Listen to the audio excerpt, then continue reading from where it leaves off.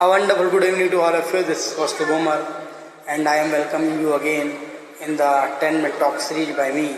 This is the talk number 6, and the today's topic is deforest destruction, development और disaster.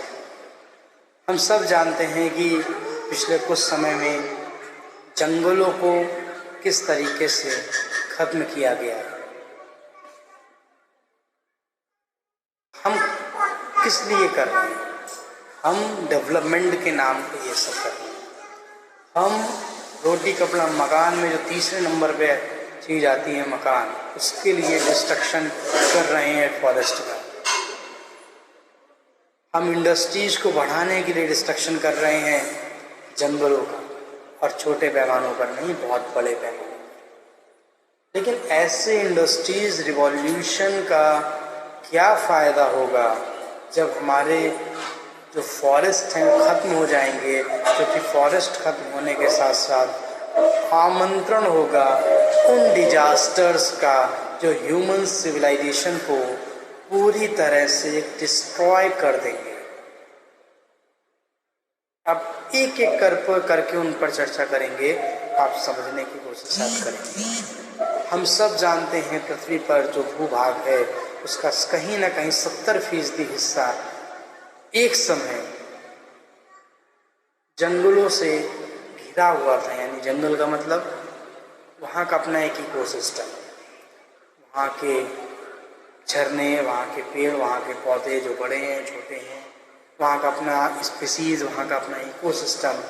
लेकिन वो 70% forest कम होता गया, और पिछले 100 सालों में लगभग 15 से 20% ये वास्तविकता है। जो आंकड़े कभी भी कोई गवर्नमेंट आपको नहीं देगी, लेकिन आप इसको महसूस भी करिए और आप खुद रिसर्च करिए, गूगल मैप के जरिए रिसर्च करिए तो आपको पता चल जाएगा।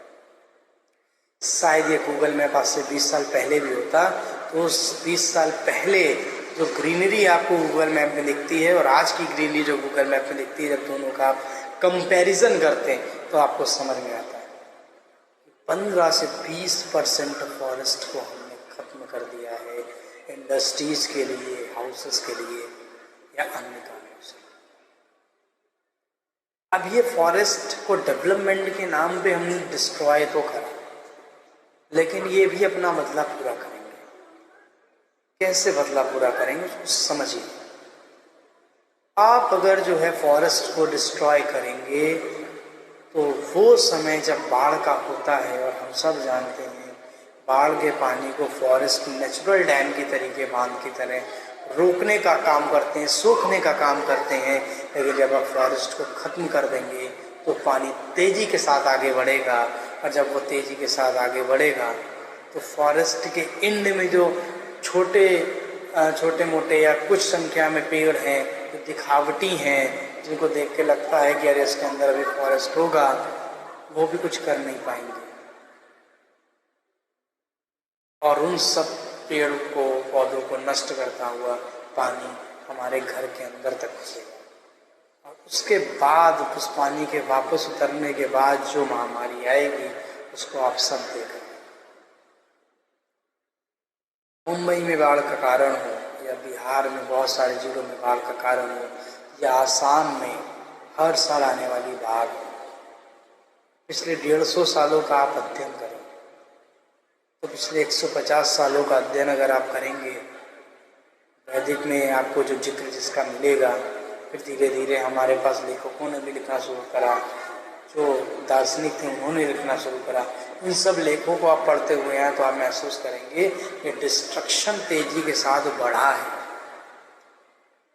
आज आप देखते हैं ब्रह्मपुत्र नदी का पानी कितना ज़्यादा खतरनाक है हमारे लिए। हर साल आसाम में लाखों लोगों को बेघर करता है।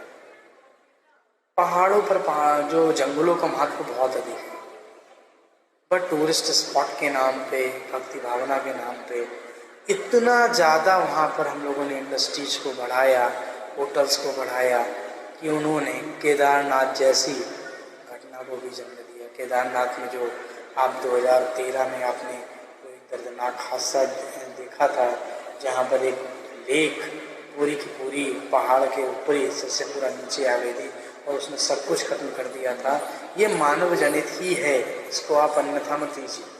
उसका कारण भी है, आज भक्ति भावना के स्थान भी टूरिस्ट स्पॉट बनते जा रहे हैं। ये अच्छी बात है। आज हम सुगमता को बहुत बड़े स्तर तक पहुंचाते जा रहे हैं। आज बद्रीनाथ के बाहर तक गाड़ियां पहुंचती हैं, आज केदारनाथ तक गाड़ियां पहुंचाने की प्लानिंग चल रही है। लेकिन ये हमें विचार करना चाहिए, क्या ये करना की आवश्यकता है, ये क्या करना ठीक है? नेचुरल प्रोसेस में करिए ना। आज भी जाने कितने एनिमल्स हैं जो शायद उनको प्रकृति ने बनाया ही इसलिए है कि वो लूट ले सकते हैं। तो जो खच्चर से घोड़े से जैसे यात्रा हो सकती थी, तो क्यों नहीं आज भी हो सकती है? लेकिन हम अगर बद्रीनाथ तक रोड बनाएंगे तो स्वाभाविक सी बात है, वहाँ पर फिर इंडस्ट्रीज भी तैयार करेंगे, होटल की, टूरिज्म की इंडस्ट्रीज भी तैयार करेंगे। आप उसको नहीं रोक सकते। आप इसका वैज्ञानिक आधार से भी सोचने की कोशिश करिए, कितना ज़्यादा कार्बन डाइऑक्साइड का एमिशन बढ़ जाता है। और we all know that carbon dioxide is a most dangerous gas for greenhouse effect. और पहाड़ों पर अगर ग्रीन हाउस इफेक्ट का प्रभाव पड़ेगा तो ग्लेशियर्स पिघलेंगे और वो पानी को बचा नहीं पाएंगे। इवन प्रेशर बढ़ने के कारण क्लाउड बर्स्ट भी होगा, और क्लाउड बर्स्ट के कारण भी आप कुछ नहीं बचा पाएंगे। फायर इन फॉरेस्ट, ऑस्ट्रेलिया को आप नहीं भूलेंगे, न्यूजीलैंड को आप नहीं भूलेंगे, यूएसए के जाने कितने आपने कितनी बार सुना है, हर साल वहाँ पर कहीं ना कहीं अमेजोन के जंगलों में आग लगी जाती है। कई बार ह्यूमन्स रीजन होते हैं, कई बार कुछ नेचुरल डिजास्टर्स। क्यों? क्योंकि हमने उनके इकोसिस्टम के साथ खेलना शुरू कर दिया। ये हमें रोकना है। फॉरेस्ट में आप जाएंगे, अगर आपको ज़रूरत के मुताबिक घर भी बनाना पड़ेगा तो उस इकोसिस्टम में ढल के बनाइए, उस इकोसिस्टम के तैयार के तौर तरीकों को अपनाते हुए वहाँ पर कल्चर पैदा करें।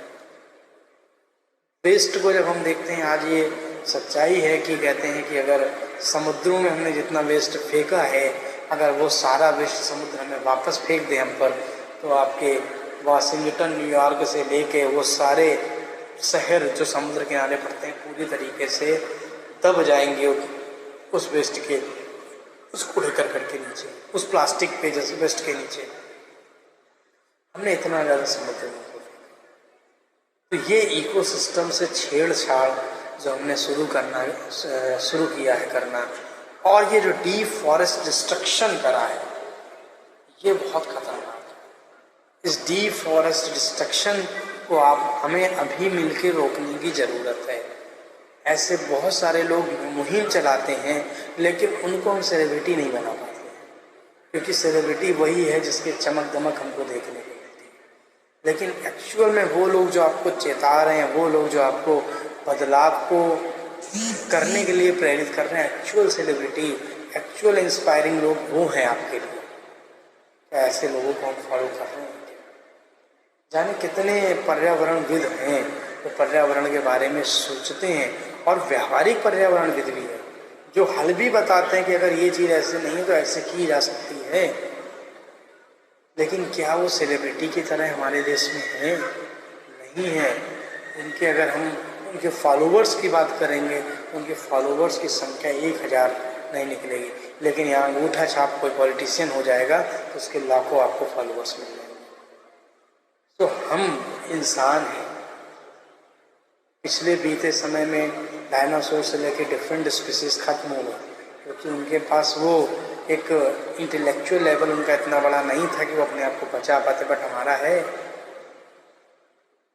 हम इकोसिस्टम में रह सकते हैं, बने रह सकते हैं पीढ़ी दर पीढ़ी, लेकिन उसके लिए हमें सबसे पहले डीफॉरेस्ट डिस्ट्रक्शन को रोकना होगा।